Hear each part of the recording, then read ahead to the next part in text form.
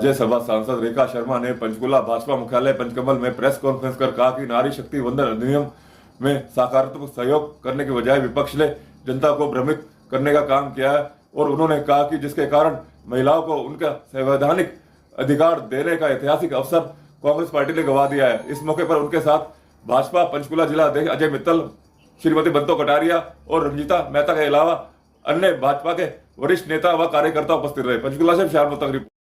जो पार्लियामेंट में आए, आप सबने देखा 16 और 17 को इसकी ऊपर बहस चली।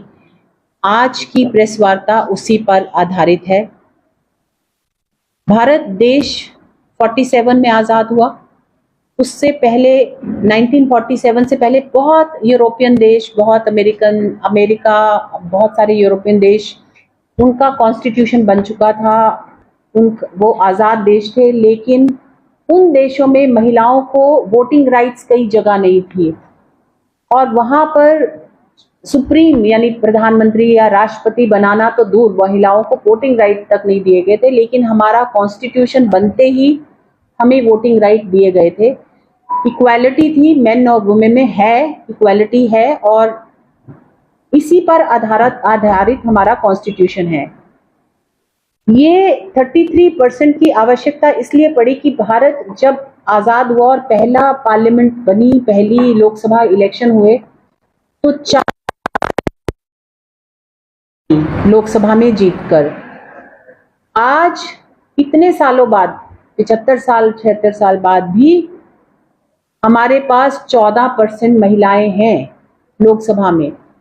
हमारी और विधानसभाओं में भी 4%, 5% ऐसा ही है। हमारी सरकार और हमारे प्रधानमंत्री माननीय मोदी जी का कहना है कि जो 30 सालों से 33% रिजर्वेशन का प्रॉमिस बहुत सारी सरकारें करती आई, खासकर कांग्रेस सरकार ने कई बार ये अधिनियम लेके आई पार्लियामेंट में, कभी लोकसभा में, कभी राज्यसभा में, कभी ये फॉल हो गया और कभी ये अपने आप ही डेड हो गया। एक बार राज्यसभा में पास भी हुआ, लोकसभा में इन्हीं के साथियों ने वो गिरा दिया। इनके मतलब ये तो सुना गया है कि अधिनियम ऑपोजिशन वाले गिरा दें, अधिनियम जो पार्टी शासन में है उन्हीं की अपनी पार्टीज गिरा दे, ऐसा कभी नहीं हुआ था। लेकिन ये नारी वंदन अधिनियम, उस टाइम इन्होंने 33% रिजर्वेशन ही का नाम रखा था, वो गिरा दिया गया और ये कई बार होते होते 30 साल गुजर गए। हर बार कांग्रेस कहती है कि हम तो इसके साथ हैं, हम महिलाओं के साथ है, लेकिन इनके खाने के दांत और दिखाने के दांत और है, और दिखाने के लिए ही ये कहा गया बार बार। जब 16 को माननीय प्रधानमंत्री जी ने बोला पार्लियामेंट में, तो उन्होंने साफ कहा कि हम महिलाओं को कोई गिफ्ट नहीं दे रहे, हम कोई उन पे उपकार नहीं कर रहे, ये long due self, they have earned this thing. उन्होंने बहुत मेहनत करके ये अर्न किया है कि इनको ये जगह दी जाए और ये इनका अधिकार है, वो अधिकार इनको मिलना चाहिए। हमारे से गलती हुई है कि हम इतनी देर में दे रहे हैं। और उसके बाद एचएम ने जब बात की, हमारे माननीय अमित शाह जी ने जब बात करी, तो उन्होंने पूरा खूब खुल के समझाया कि डिलिमिटेशन में किसी नॉर्थ और साउथ में कोई डिफरेंशिएट नहीं किया जा रहा। 50% हर राज्य की सीट बढ़ाई जा रही है और वही 33% बनेगा।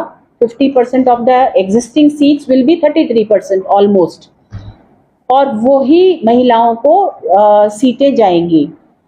50% में वही रेशियो डिफरेंस रहेगा जो अभी डिफरेंस है, और साउथ को इससे फायदा होता है इस फॉर्मूले से।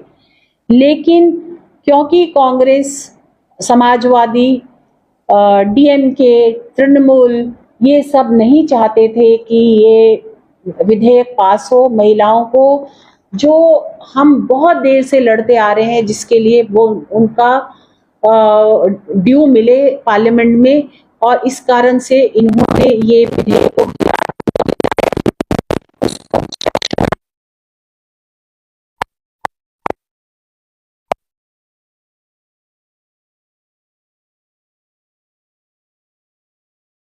दृश्य कि इनकी ही एक नेत्री जो खुद महिला होते हुए खुश हो रही थी कि हम ये विधेयक जीत गए।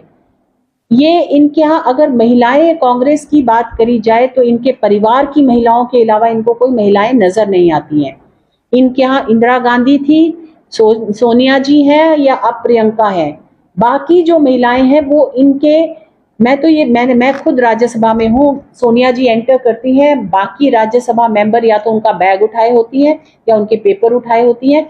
कोई ऐसे एंटर करती है तो वो उनके साथ आती हैं, बैठाती हैं, और जब लेने जाती हैं तो उनको उसी तरह से लेके जाया जाता है। ये मतलब पार्लियामेंटेरियंस की हालत करके रखी हुई है उन्होंने। अब मैं बात करूंगी डीएमके की। तो डीएमके का आपको इतिहास पता होगा कि महिलाओं के साथ कैसे बर्ताव करते हैं। और मार्च 2598 में, वो दिन याद करिए, तमिलनाडु की असेंबली में जयललिता के साथ इन्हीं के मिनिस्टर ने क्या किया था। ये इनका इतिहास है महिलाओं का। उनके साथ उनकी साड़ी को पुल किया गया था और इन्होंने उनको बेइज्जत किया था। और जयललिता जी ने जैसे बाउंस बैक किया था और जैसे वो सीएम बनी थी। आज मैं इन सभी पार्टी को, खासकर डीएमके को, ये कहना चाहूंगी, जैसे जयललिता जी ने आपको वो जगह दिखाई थी जहां आप बिलोंग करते हो, आज महिलाएं, आप तमिलनाडु की महिलाएं भी आपको वही जगह दिखाएंगी। इलेक्शन पास में ही है उनके। आप अगर तृणमूल की बात करें, महिला है वहां की, लेकिन जिस तरह से वेस्ट बंगाल में महिलाओं के साथ अत्याचार हुआ आफ्टर एवरी इलेक्शन, मैं हर इलेक्शन के बाद गई हूं वहां पर, महिलाओं के घर जला दिए गए, झुग्गियों भी जला दी गई अगर वो वर्कर बीजेपी की है। रेप हुए, उनको घर छोड़कर भागना पड़ा, उनके घर जलाए गए। इतने अत्याचार महिलाओं पे, एक महिला जहां सीएम हो, क्योंकि महिला होना ही एक काफी नहीं होता, महिलाओं का वो जो दर्द होता है दिल में होना जरूरी है। सत्ता के कारण इनके अंदर वो दर्द भी नहीं है। ये टीएमसी की खासियत है। अगर हम मुलायम सिंह की पार्टी, समाजवादी पार्टी की बात करें, जिसमें अब अखिलेश जी हैं, अखिलेश जी भी उनके ही बेटे हैं जो कहते थे बॉयज विल बी बॉयज। जहाँ रेप का एक इशू आया था और इन्हीं के कार्यकर्ताओं ने करा था, तो उन्होंने कहा था कि बॉयज तो बॉयज ही होते हैं, यानी इसी तरह का काम। ये इन लोगों की दृष्टि है महिलाओं को देखने के लिए, और इसी कारण से इन लोगों ने ये विधेयक को फेल किया।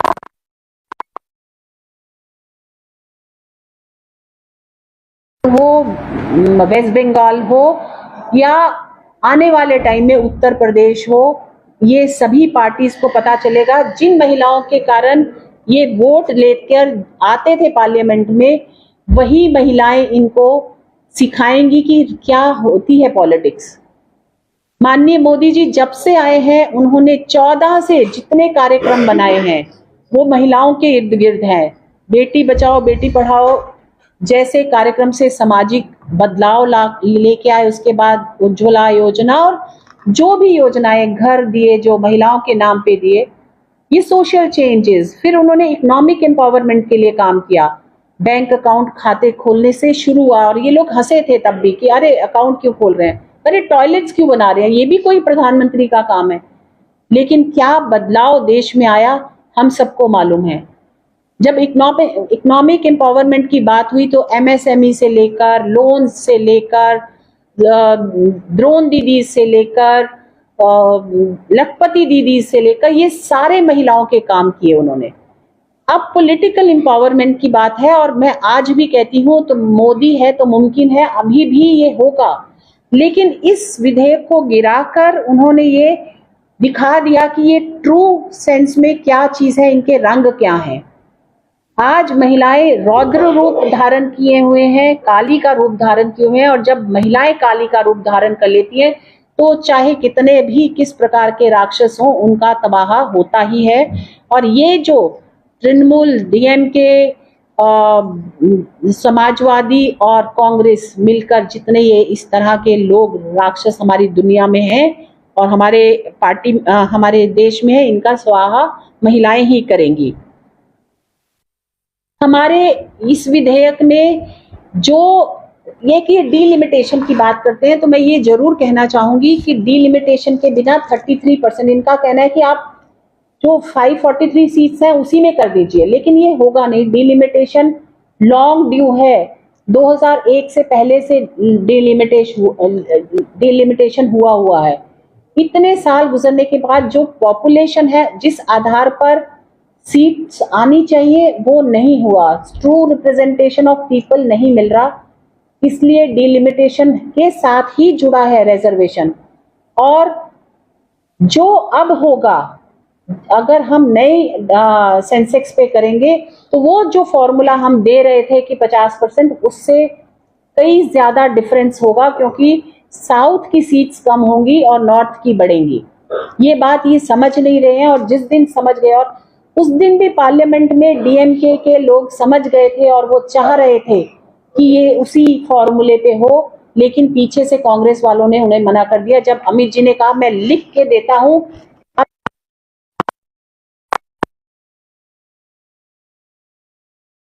फॉर्मूले पे ही आएगा, लेकिन कई कांग्रेस वालों को पता था कि उनकी रोटियां नहीं सिकेंगी, उन्होंने उनको रोक दिया। और आज जब राहुल गांधी जो पार्लियामेंट का उपहास करते हैं, जिस ड्रेस में आते हैं, जिस तरह वो चलते हैं, हाथ जेब में डालकर जिस तरह की वो बात करते हैं, कहानियां सुनाते हैं पार्लियामेंट में, वो सारी चीजें आपको क्या लगता है कि किसी लीडर की निशानी है?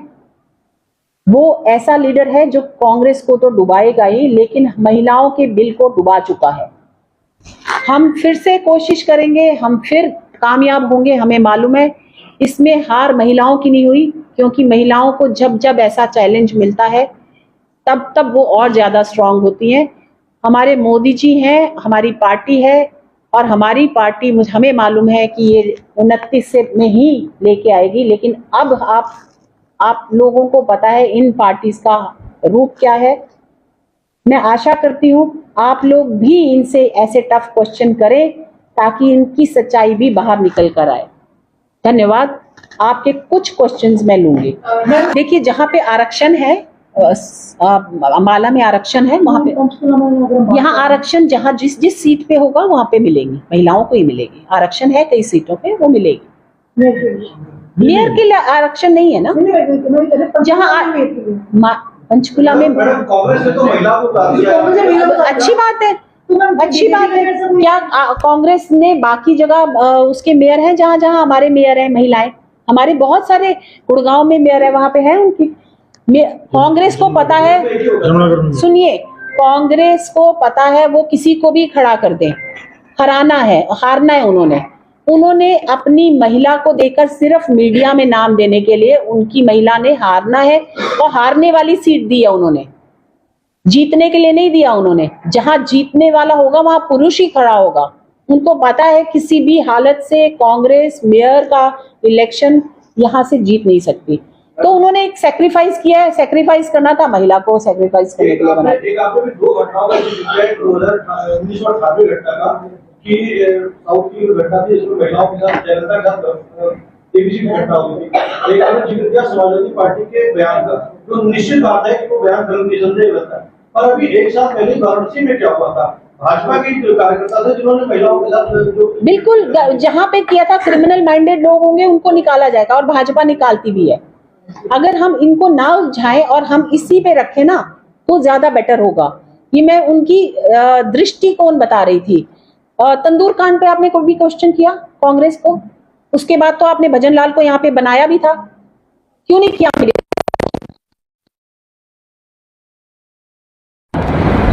क्यों दिल्ली में भी इनके सीएम रहे, उसके बाद रहे, तंदूर कांड के बाद रहे? कम से कम आप मीडिया वाले तो क्वेश्चन करना सीखिए प्रॉपर जगह पे। अगर ऐसी बात तो गलतियां उधर भी गलतियां इधर भी होती, गलतियां दोनों तरफ है। नहीं, मैं ये मानती हूँ जहां जहां क्रिमिनल माइंडेड हो गए हम लोग सजा देते हैं, और होती भी है, होनी भी चाहिए। हम कांग्रेस की उन्होंने ये कहा है कि बीजेपी को पता था कि ये बिल पारित नहीं होगा, लेकिन इलेक्शन के समय उनको पता था इलेक्शन है, इसलिए जानबूझ इसको बिल को लाया गया। देखिए, बीजेपी को ये था कि ये शायद ये जब चर्चा होगी और चर्चा में जो फैक्ट्स आएंगे, प्रधानमंत्री जी ने कहा कि उनको लगता था कि ये लोग अपना क्रेडिट ले जाएंगे, लेकिन प्रधानमंत्री जी ने कहा कि ये क्रेडिट मैं आपको देता हूँ, मैं एडवर्टीजमेंट बनाकर ये कहूंगा कि ऑपोजिशन को सारा क्रेडिट जाता है। जब हमने उनकी सारी डिलिमिटेशन के ऊपर उनके कुछ प्रॉब्लम्स थी, उनको सारा खोल के कह दिया गया कि ऐसा नहीं होगा, कोई डिफरेंस नहीं होगा। हमें लगा था जब चर्चा होगी ये समझ जाएंगे, बाकी पार्टी समझ जाएंगी कम से कम कि ये जो इसके आसपास जो गलत फहमी है वो गलत फहमी दूर होगी और हम सबको साथ लेके चलेंगे। भारतीय जनता पार्टी का मानना था कि सबको साथ लेके आना, क्योंकि ये किसी एक महिला का नहीं, सिर्फ भारतीय जनता पार्टी की महिलाएं नहीं है, देश की महिलाओं की बात थी। सारी देश की पार्टीज को साथ चलना चाहिए था। हमारा ये मानना था कि ये हो जाएगा, इसलिए लेके आए, गिराने के लिए नहीं आया था बिल। कोई भी पार्टी, कोई भी रूलिंग पॉलिटिकल पार्टी अपने बिल को गिराने के लिए नहीं लाती है, कहीं ना कहीं उसकी अपनी नाम स्टेक पे होता है। इसलिए अगर ये कह रहे हैं कि ये गिराने के लिए लाए थे तो ये गलत कह रहे हैं। कहना है कि इससे जो विधेयक पेश किए गए, इससे एससी, एसटी और ओबीसी की महिलाओं को कोई फायदा नहीं हो रहा है, उनको दरकिनार कर रही है। एससी एसटी को रिजर्वेशन मिल रही थी, इसमें ऑलरेडी दी हुई है हम कॉन्स्टिट्यूशन ने। ओबीसी के लिए उन्होंने क्या किया राहुल गांधी से, ये तो हमारे, आपने अगर चर्चा सुनी हो पार्लियामेंट में, राजीव गांधी ने उसका अगेंस्ट किया था ओबीसी के बाद इंदिरा जी ने बोला था कि ओबीसी को नहीं मिलनी चाहिए रिजर्वेशन। हमारी पार्टी है जिन्होंने कॉन्स्टिट्यूशन बॉडी बनाई, ओबीसी कमीशन को इन्होंने कॉन्स्टिट्यूशन बॉडी नहीं बनाया हुआ था, हमारी पार्टी ने कॉन्स्टिट्यूशन बॉडी बनाया। हमारी पार्टी के आज जो प्रधानमंत्री हैं वो ओबीसी हैं। इन्होंने एक भी ओबीसी क्या पार्लियामेंट बनाया है? अब मैं कांग्रेस वालों से ही पूछना चाहूंगी, इनफैक्ट आप पूछिए, फैमिली को बाहर देखा, झांका आपने? हमारे आज प्रधानमंत्री ओबीसी हैं और हम सभी रिलीजन को, सभी कास्ट को लेकर साथ चलते हैं। ये भी कहना है कि चुनावी ढांचा बदलने की कोशिश है ये जो विधेयक है, क्योंकि इनको पता है इनका फ्यूचर नहीं है। ये कोई भी एलिबाई बनाएंगे, एलिबाई मतलब कोई भी एक्सक्यूज बनाएंगे कि ये नहीं है और वो नहीं है। कल को हम ये जो चीजें कह रहे हैं सब मान लेंगे तो एक ये नई चीज लेके आ जाएंगे कि ये करोगे तो हम पास करेंगे, क्योंकि इनकी जो मंशा है वो पास कराने की है ही नहीं।